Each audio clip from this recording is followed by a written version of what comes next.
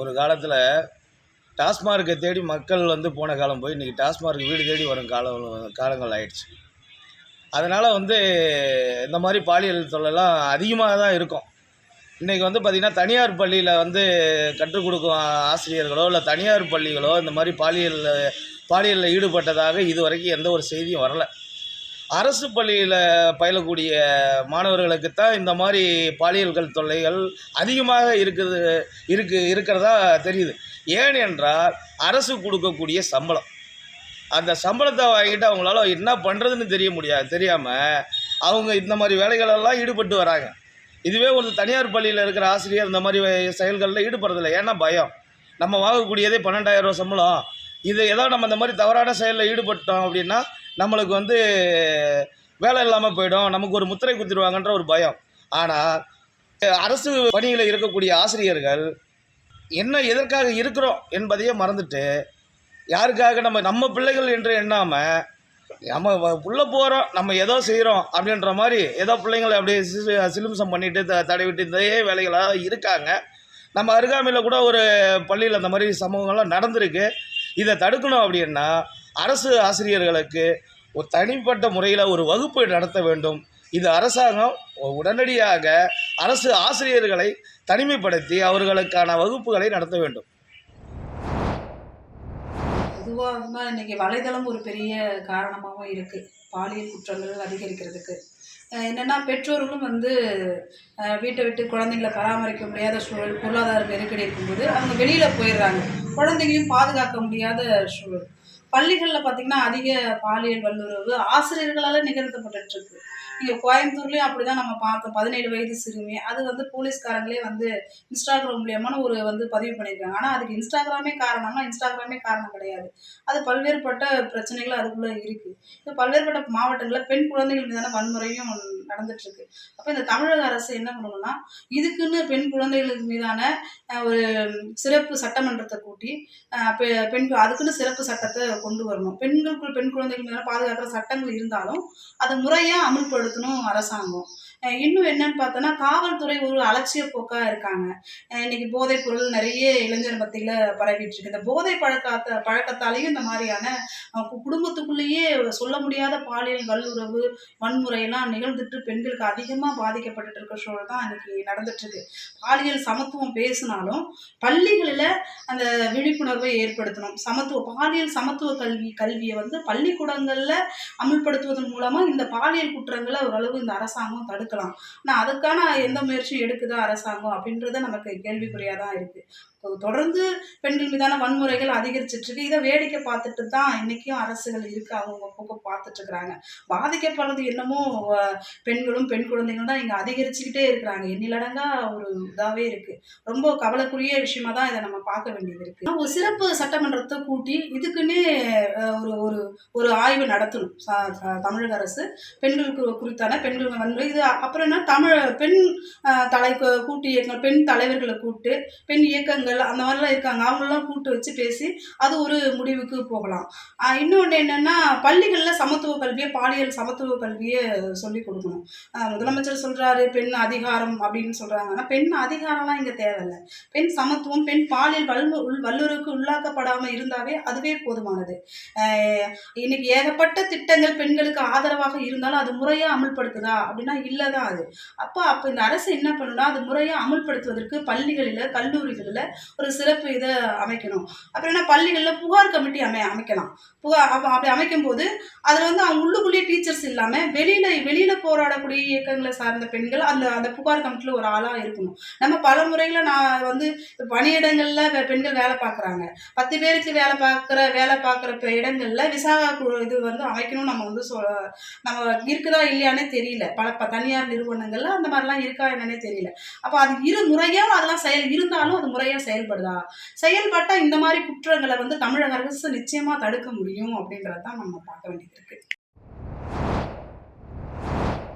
தமிழக அரசு, தமிழகத்துடைய முதல்வர் இந்த மக்களுடைய அடிப்படையின் காரணமாக விளங்கி வருகிற அனைத்து நபர்களால் போற்றக்கூடிய முதல்வராக பேர்கள் வணங்கி வருகிறது. நமது அனைத்து பள்ளியிலும் பாலியல் சீண்டலுக்கு காரணமான இன்றைக்கி பெரும்பாக்கம் பார்க்கணுன்னா போதைப் பொருளுக்கு அடிமையாக இருக்கிறார்கள். டாஸ்மாக் உள்ளிட்ட செயல்களில் ஈடுபடுகிறார்கள். ஆகையால் பாலியல் சீண்டலுக்கு காரணம் ஆசிரியர்களை மனநல மருத்துவரின் ஆலோசனை வழங்க வேண்டும். அனைத்து ஆசிரியர்களுக்கும் சில ஆசிரியர்கள் செய்யும் தவறுகளாக செய்து வருகிறார்கள். ஆசிரியர்கள் தற்போது ஒரு கமிட்டி ஒன்று அறிவித்து தமிழக அரசு கல்வித்துறை கமிட்டி ஒன்று அமைக்க வேண்டும். அந்த கல்வியில் செயல்பட்டாளர்களை ஒரு முதன்மையாக வைத்து அவர்கள் மூலமாக சமூக சிந்தனையாளர்கள், சமூக ஆர்வலர்களை ஒரு குழுவின் தலைவராக நியமனம் செய்து தமிழக அரசு உடனடியாக நடவடிக்கை எடுத்து. சார் வணக்கம். பொதுவாக செல்ஃபோன் பயன்பாடு என்பது தமிழகத்தில் அதிகமான பயன்பாடு என்பது இருக்குது. கொரோனா காலத்துக்கு பிறகு அது இளைஞர்கள் கையிலையும் மாணவர்கள் கையிலையும் அதிகமான பயன்பாட்டுக்கு வந்துருக்கு. இதை பெற்றோர்களும் ஆசிரியர்களும் கண்காணிக்கிற பொழுது தான் நம்ம பாசிட்டிவான விஷயங்களை உள்வாங்கணும். அப்போ வியாபார நோக்கில் செல்ஃபோனில் இருக்கிற இப்போ ஏராளமான நிறுவனங்கள் வியாபார நோக்கில் பல்வேறு படங்களை வியாபாரத்தனமாக மாற்றிக்கிறது. கல்வி பயன்பாடு நம்முடைய சமூகத்தினுடைய முன்னேற்றம் அப்படி ஒரு ஒழுக்கமான விஷயங்களை ரெண்டு தரப்புல இருக்குது. பேரண்ட் தரப்புல இருந்தும் மாணவர்களுக்கும் இளைஞர்களுக்கும் சொல்லணும். அது மாதிரி பள்ளி கல்லூரிகளில் ஆசிரியர் தரப்புல இருந்து அப்படி ஒரு முயற்சி எடுக்கணும். பொதுவாக தமிழகத்தில் டாஸ்மாக் கலாச்சாரம் வந்த பிறகு குற்றவியல் சம்பவங்களோடு இந்த பாலியல் சம்பவங்களும் அதிகரிச்சுக்கிட்டே இருக்குது. தமிழக அரசு மாவட்டந்தோறும் ஒரு கண்காணிப்பு குழுவை ஏற்படுத்தணும். அதில் இளைஞர்கள், ஓய்வு பெற்ற ஆசிரியர்கள், சமூக ஆர்வலர்கள் அப்படி அடங்கிய ஒரு குழுவை ஏற்படுத்தி பள்ளிகள் தோறும் புகார் பெட்டி வச்சு அதுலேயும் ஒரு சமூக ஆர்வலர்களோடு இறங்கிய ஒரு குழுவை அமைச்சு விசாரிக்கிற போது தான் உண்மை சம்பவங்களையும் இந்த மாதிரி குற்றச்சம்பவங்களையும் தடுக்க முடியும் அப்படின்னு நான் நினைக்கிறேன். தமிழக அரசுக்கு ஒரு மிகப்பெரிய பங்கு இருக்குது. பொதுவாக இந்த போதை வஸ்துக்கள் டாஸ்மாக் மற்ற விஷயங்களில் ஒரு கராரான தன்மையை தமிழக அரசு மேற்கொள்கிற போது குற்றவியல் சம்பவங்களை படிப்படியாக குறைக்க முடியும் நான் நினைக்கிறேன். நான் ரவுனாபுரத்துலேருந்து ஏழ்மலை பேசுகிறேன் சார். எங்களோட குழந்தை நாங்கள் பூ வியாபாரம் பண்ணுறோம். எங்களோட குழந்தைங்களாம் நாங்கள் கவர்மெண்ட் பள்ளிக்கூடத்தில் தான் படிக்க வைக்கிறோம். தொடர்ந்து அரசாங்க பள்ளியில் பாலியல் சீண்டல் ஒரு பேசும் பொருளாகவே நாளுக்கு நாள் செய்தி கேட்கும்போது மிக அதிர்ச்சியாக இருக்கிறது. இதை தமிழக அரசு உடனே தலையிட்டு ஒரு குழு அமைத்து பாலியல் சீண்டல் புரிதலை மாணவர்களுக்கும் ஆசிரியர்களுக்கும் மத்தியிலே நல்ல ஒரு விழிப்புணர்வை ஏற்படுத்த வேண்டும். மற்றும் இந்த பாலியல் மெயின் காரணம் போதைப் பொருள்கள், மதுப்பழக்கம் ஈஸியாக எல்லாத்துக்கும் கையில் கிடைக்குதுங்க. அதனால் இதுவும் ஒரு காரணமாக அமையுது. இரண்டாவது கவர்மெண்ட் பள்ளிக்கூடத்தில் பேசிக்காக சம்பளம் ஆசிரியருக்கு அதிகமாக கொடுக்குறாங்க. ஏன்னா தமிழக அரசு அவங்க திருப்தியாக இருந்து நல்ல முறையில் இருந்தால் தான் மனநல்லோடு தான் மக்களுக்கு குழந்தைகளுக்கு நல்லா கல்வி கற்பாங்கன்றதால பேசிக்கான சம்பளம் கொடுத்து அவங்க நல்ல முன்னேற்றத்தை வச்சுருக்காங்க சாருங்க எல்லாமே. திரும்பி சில ஆசிரியர்கள் நல்ல ஆசிரியர்களும் இருக்காங்க. சில ஆசிரியர்கள் பொறாமை கொண்டு சில வகையான சூழ்ச்சிகள்லாம் ஏற்படுதுன்னு நான் கேள்விப்பட்டிருக்கேன். அதனால் ஒரு குழு அமைச்சு இது ஒரு தீர விசாரிச்சு பண்ணி இந்த பாலியல் சீண்டலுக்கு தமிழக அரசு தலையிட்டு ஒரு முற்றுப்புள்ளி வைக்கணும்னு நான் விரும்புகிறேன் சார். தமிழ்நாட்டில் மிகப்பெரிய இந்த சமூக அவலங்கள், அதாவது பாலியல் வன்கொடுமை நிறையா நடந்துட்டு வர செய்திக்கு மிகப்பெரிய காரணமே வேலை வாய்ப்பு இல்லாததான் ஒரு மிகப்பெரிய காரணம். ஏன்னு கேட்டிங்கன்னா, ஒரு வேலை வாய்ப்பு இருந்துச்சுன்னா அதில் கான்செப்டாக அந்த வேலையை பார்த்து அவங்க முன்னேறதுக்கான வழியை பார்ப்பாங்க.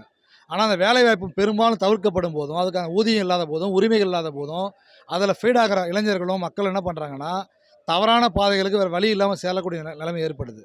இதை கண்ட்ரோல் பண்ணால் தமிழக அரசு வேலைவாய்ப்புலாம் இருக்குது. இன்றைக்கி வேலைவாய்ப்பு இல்லாத துறையே கிடையாது.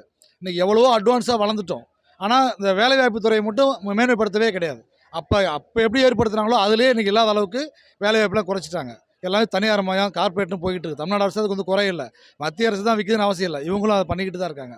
அதையெல்லாம் ஒரு சீர்கொண்டு வர அளவுக்கு மக்களுக்கு முன்னெல்லாம் பார்த்திங்கன்னா நூலகம் இருக்கும், ஒரு புளிய மரத்தை உட்காந்து அதில் பொது விஷயத்தை பேசுவாங்க, ஒரு கோயில் கட்டுவாங்க, ஒரு பொது சாலை அமைப்பாங்க, மாதிரிலாம் இருந்துச்சு கட்டமைப்பு. இன்றைக்கி ஒரு கட்டமைப்பே கிராமப்புறங்களில் எங்கேயுமே கிடையாது. அப்போ பொதுவான விஷயங்கள் கட்டமைப்பு இல்லைன்னா எப்படி இந்த இதெல்லாம் சரி பண்ண முடியும்? அப்போ சோசியல் மைண்ட் இருக்கணும், இருந்தால் தான் அந்த கட்டமைப்பு சரி பண்ண முடியும். சோசியல் மைண்டே இன்றைக்கி சமூகத்தில் இல்லாமல் போனது தான் இந்த மாதிரியான குற்றங்கள் தொடர்ச்சி அதிகரிக்கிறதுக்கு காரணன்றது நான் மட்டும் சொல்லலை, காலங்காலமாக வரலாறுகளே ப்ரூவ் பண்ணியிருக்கு. அப்போ தமிழ்நாடு அரசு கூடிய விரைவில் அந்தந்த பகுதியிலையும் 8 மணி நேரம் வேலை, 8 மணி நேரம் ஓய்வு, 8 மணி நேரம் சமூகத்தை பற்றி சிந்தனைகள் அடிப்படையை புரிஞ்சுக்கிட்டு எல்லா வேலை வாய்ப்புகளும் இதை செயல்படுத்தி தொழிலாளிகளையே சிறப்பாக செயல்படுத்தினா மட்டும்தான் இந்த மாதிரியான குற்றங்களை தவிர்க்க முடியும். தொடர்ச்சியாக தமிழகத்தில் நடந்துக்கிட்டு இருக்கிற இந்த பாலியல் வன்கொடுமையும் தடுக்க முடியும். இது மிக சமூக அவலம், ஒரு தனிநபரால் நிறுத்த முடியாது. ஒரு மிகப்பெரிய மக்களாட்சியாக இருக்கக்கூடிய அரசு தான் இதை மேற்கொண்டு இதை சரி செய்யணும். இது மக்களுடைய கடமை, அரசுடைய கடமைன்னு கேட்டுக்கிறேன்.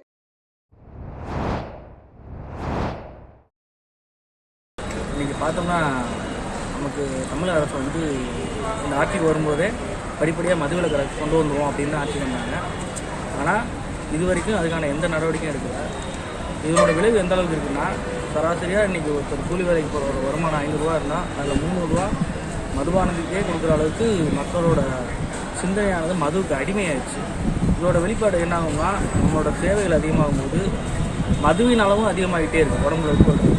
அப்போ இது குடும்பத்தை வந்து ஒரு ஏழ்மை நிலை கொண்டு போகிறதோ, அடுத்த கட்டத்துக்கு தப்பு பண்ணுறது, திருடுறதுக்கோ கொலை செய்கிறதுக்கோ அவங்க தயங்காத அளவுக்கு இந்த மதுவானது அவங்கள ஆட்கொள்ளுது. இதில் குறிப்பிடப்படுவது குழந்தைகள் பாதிக்கும்படி பள்ளி மாணவர்கள் இவங்கெல்லாம் வந்து இதை இன்ஹேலிங் பண்ணுறதுனால இவங்க வந்து பாலியல் சீண்டல் இந்த மாதிரி விஷயங்களுக்கு இந்த மதுவானது உந்துகோலாக இருக்குது.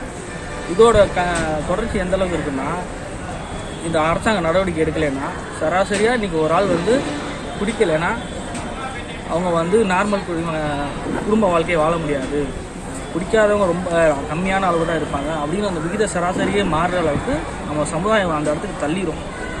அதனால் இதை கருத்தில் கொண்டு இந்த அரசாங்கம் மதுவிலக்கை படிப்படியாக கொஞ்சம் கொஞ்சமாக ரத்துக்கணும். 1 மணி நேரம் குறைக்கலாம், இப்போ 12 மணி to 12 மணின்ற அளவுக்கு இன்னும் கொஞ்சம் அளவு குறைக்கலாம், கடைகளோட எண்ணிக்கையை குறைக்கலாம். இதன் மூலமாக மக்கள்கிட்ட மாற்றத்தை கொண்டு வர முடியும். இவங்க வந்து கொண்டு வரேன்னு சொல்லிட்டு மறுபடியும் கடைகளோட எண்ணிக்கை தான் அதிகமாக இருக்குது.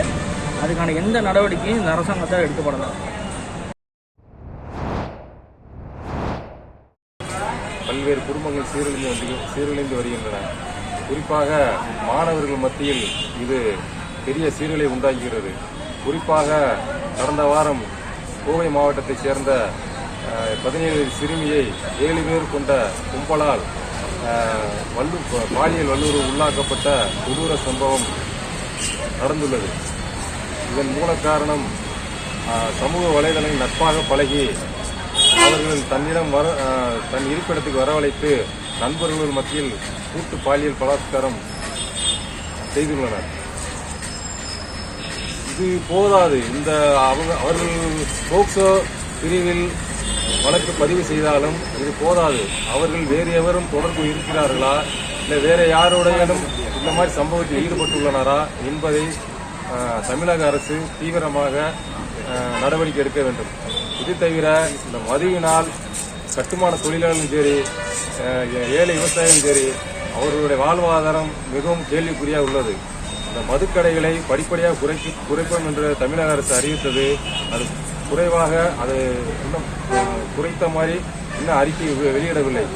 இதை உடனடியாக தமிழக அரசு மதுக்கடைகளை படிப்படியாக குறைக்க வலியுறுத்துகிறோம்.